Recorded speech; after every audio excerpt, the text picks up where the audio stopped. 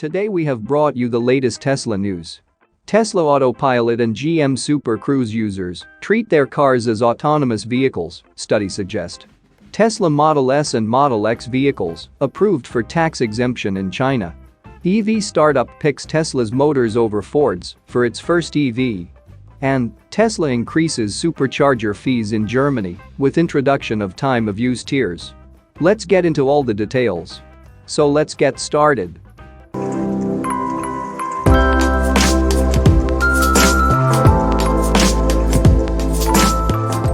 A recent study has revealed something unsurprising, but still disappointing. As it turns out, drivers who use advanced driver assistance systems, like General Motors' Super Cruise or Tesla's Autopilot, often treat their cars as self-driving vehicles. This was despite their vehicles warning them about the system's limitations. The study was conducted by the Insurance Institute for Highway Safety, IIHS, an industry safety group aimed at keeping roads safer. According to the IIHS on Tuesday, a survey has revealed that regular users of GM Super Cruise, Tesla Autopilot, and Nissan Infinity's Pro Pilot Assist said they were more likely to perform non-driving related activities like eating or texting while using their partial automation systems than while driving unassisted. The IIHS study, which comprised 600 active users, found that 53% of Super Cruise users, 42% of Autopilot users, and 12% of Pro Pilot Assist users noted that they were comfortable treating their vehicles as fully self-driving, according to a Reuters report. This was despite companies like Tesla emphasizing the point that systems like Autopilot do not in any way make a car self-driving today. Even more interestingly, the IIHS study revealed that about 40% of Autopilot and Super Cruise users admitted that they had been locked out of their vehicle's driver assist systems at some point. This is quite disheartening, since in Tesla's case at least, getting locked out of using Autopilot suggests that the driver had encountered and ignored several safety warnings while using the driver assist system. IIHS President David Harkey provided a comment on the study. The big picture message here is that the early adopters of these systems still have a poor understanding of the technology's limits, he said. Tesla and General Motors, for their part, have not issued a comment about the IIHS study. The IIHS noted that GM's advertisements for Super Cruise heavily emphasize the system's hands-free capabilities. Tesla's Autopilot, on the other hand, invokes the autopilot systems used by pilots on aircraft. It should be noted, however, that autopilot systems in aircraft still require pilots to stay alert, just like Tesla's driver assist system.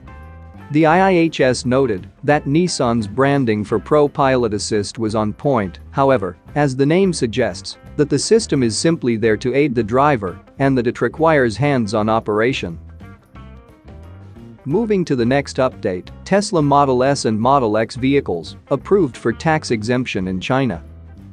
China's Ministry of Industry and Information Technology, MIIT, recently released the next batch of electric vehicles eligible for the vehicle purchase tax exemption.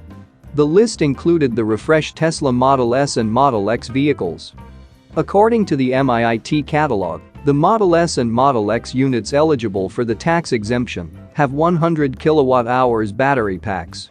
The list also hints that the Plaid version of the Model S and Model X will be arriving to China soon. The catalog includes two Model S variants, MSP2P and MSP2LR. The MSP2P variant weighs 2,183 kilograms and has a total range of 672 kilometers. The MSP2LR variant weighs 2,089 kilograms and has a total range of 715 kilometers. The Plaid variant would likely weigh more since it has an extra motor. There are two variants listed for the Model X, MXP2P and MXP2LR. The MXP2P weighs 2,468 kilograms and has a total range of 664 kilometers. The long-range Model X variant weighs 2,373 kilograms and has a total range of 700 kilometers. The Model S and Model X vehicles purchase tax exemption suggests that Tesla might start delivering its flagship cars in China soon. News of the tax exemption shortly follows the sighting of the first Tesla Model S Plaid in China. Tesla China has kept mum about the Plaid's appearance, but the MIIT tax exemption catalog hints that Model S and Model X deliveries are imminent. Many customers have been waiting a long time for their Model S and Model X reservations. Model S and Model X deliveries in China might slightly boost Tesla's Q4 2022 numbers, ending the year strong. Moving to the next update, EV startup picks Tesla's motors over Ford's for its first electric vehicle. EV manufacturer eSight, also known as Vapor Brands International, announced recently that it would use Tesla electric motors and batteries in its 2023 launch of the EV GT, ditching the Ford parts it used previously. eSight said the move to utilize Tesla parts in its vehicles upgraded the specifications of its first vehicle, including boosts in horsepower and torque. eSight said its stock motors and batteries for the 2023 EV GT would now be produced by and purchased from Tesla as the company's parts increase horsepower, improve cooling, and adapt to eSight's proprietary chassis, the company said. Previously, eSight was planning to use the Ford Performance Illuminator motor, which produced 281 horsepower. Ford's parts caused integration issues and concerns over cost, while better performance capabilities from Tesla's parts ultimately led to the switch. After thoroughly evaluating all known potential options, the proven Tesla platform provides us with the best possible solution available, eSight COO Gene Langmuser said.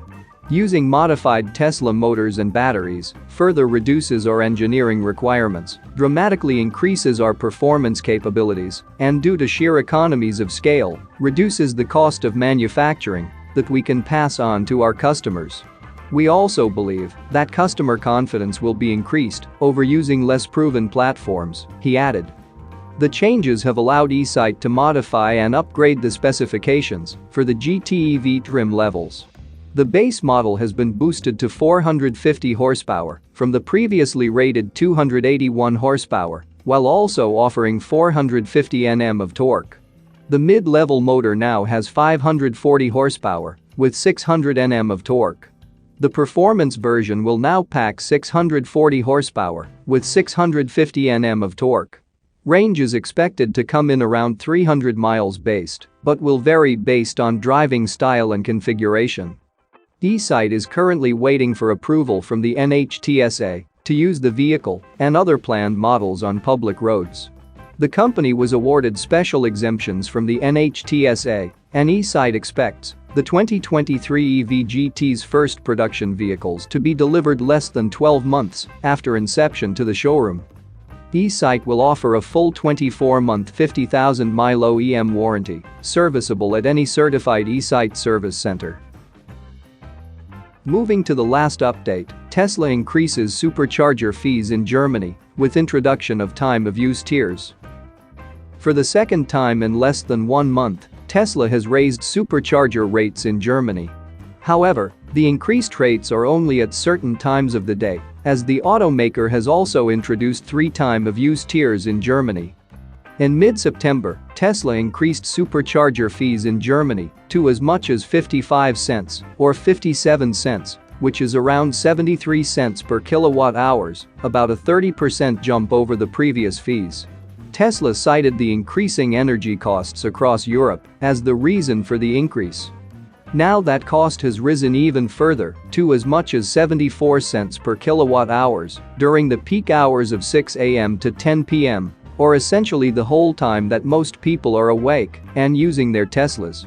During off-peak hours, which are listed as being between 10 p.m. and 12 a.m. and 12 a.m. to 6 a.m., it now costs what it was before the introduction of the tiers.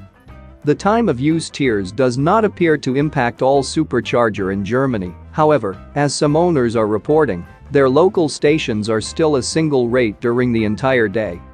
Earlier this year, the company moved to a 4-tier pricing structure based on the charging speed, with the highest fees billed at the highest speeds. The change brought a huge increase to overall charging costs, causing many owners to complain to Tesla over social media and through other channels.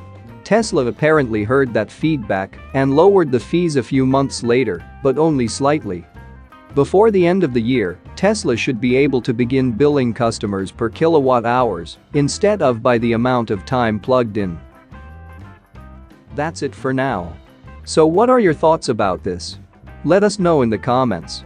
Stay tuned at the Electric Arena for all the latest Tesla and electric vehicle news.